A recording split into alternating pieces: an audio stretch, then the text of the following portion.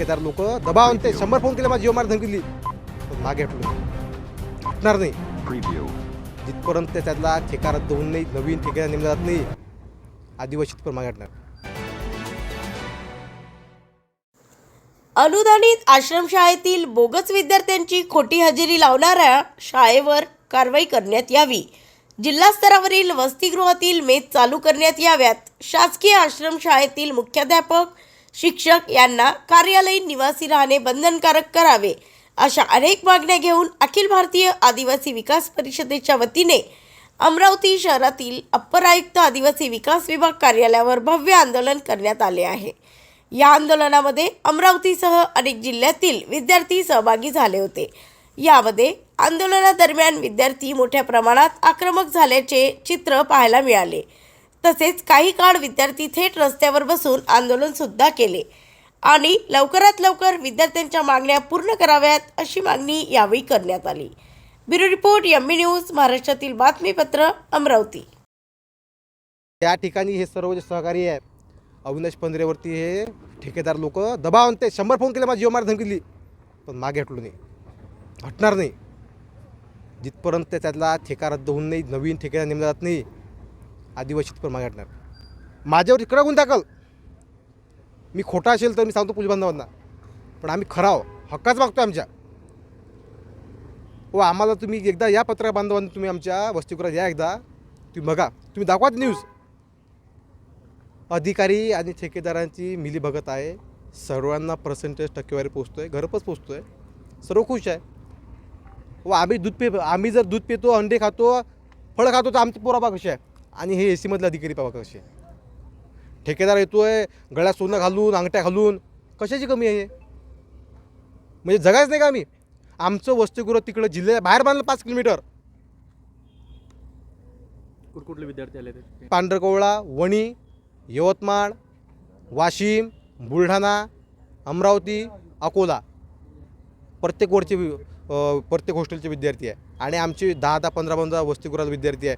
यांनी जर केलं नाही ॲक्शन घेतलं ना संबंध वरून उड्या मारतील आणि आदिवासी विकास मंत्री राजीनामा दिला पाहिजे गोष्टीसाठी. आणि माझ्याकडे तुम्हाला पत्रकारांना काही प्रूफ देतो आहे तो ठेकेदार बोलतो आहे की मी आदिवासी विकास मंत्र्याला पर्सेंटेज दिलं करा चौकशी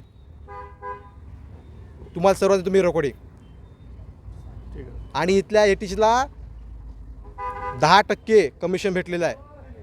माझा आरोप आहे 10%. माझं नाव अविनाश पंधरे मी आदिवासी विकास विद्यार्थी परिषदेचा महाराष्ट्राचा अध्यक्ष आहे.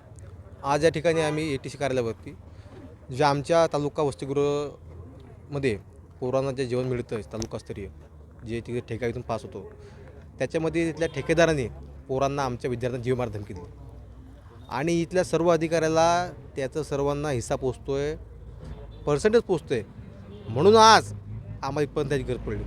आज आमच्या आदिवासीला जर नुसतं जेवणासाठी आणि आमच्या हक्कासाठी इथपर्यंत याची गोष्ट होत असेल तर हे महाराष्ट्राची शोकांतिका आहे. या आदिवासी विकास मंत्र्याची शोकांतिका आहे. जो आमचा हक्काचा आदिवासी असे उके साहेब आहेत हे शोकांतिका आहे. म्हणून जिथपर्यंत आमच्या मागण्या पूर्ण होत नाहीत तिथपर्यंत आम्ही इथून इंचभर हलणार नाही. सारे अधिकारी नुसता उडवाउडीची उत्तर देतात. मी 3 महिने अगोदर पत्रावर केला की आमच्या विद्यार्थ्यांना न्याय कधी भेटणार याची 6 वसतिगृह असताना नुसता गेल्या 3 महिन्यापासून नुसता फक्त चर्चा सुरू आहे चौकशी सुरू आहे. याचा अर्थ साफ आहे की इथल्या ATCने त्या काळातले चौधरीने या पर्सेंटेज घेतलेले आहे. चौधरींची अप्पर आयुक्तांची त्याच्यामध्ये त्याची संपत्ती वाढ झाली आहे. कशामुळे झाली वाढ आम्हाला जे भेटते आज रोजी आमच्या 6 वसतिगृहांना 4,25,00,000 जर मिळत असेल मग आम्हाला तुम्ही काय खाऊ घालायला पाहिजे. एक छोटंसे ॲपल एक दूध 100 फक्त मिल दूध ते बी त्यात निम्म पाणी असते 50 मिल. हे शोकांतिका आहे महाराष्ट्राची. जेवणाच्या वादावरून एका विद्यार्थी धमकी दिली ना पुराणा तुम्हाला दाखवली सर्व कॉल रेकॉर्डिंग बिल्डिंग बाबतही चर्चा ते पोराला धमकीला त्या पोरांना गोष्टी सोडलाच कोणा भरोसा जगायचं आम्ही. आमचं हक्काचं हे कार्यालय आहे इथं आम्ही येतो आज आम्हाला पाणी सुविधा साधी आम्ही उपाशी आहो. आम्ही मच्छरामध्ये झोपलो काल आणि ह्याची मग झोपते चाले म्हणून जिथपर्यंत कारवाई तिथपर्यंत उठणार नाही आम्ही. समोरचं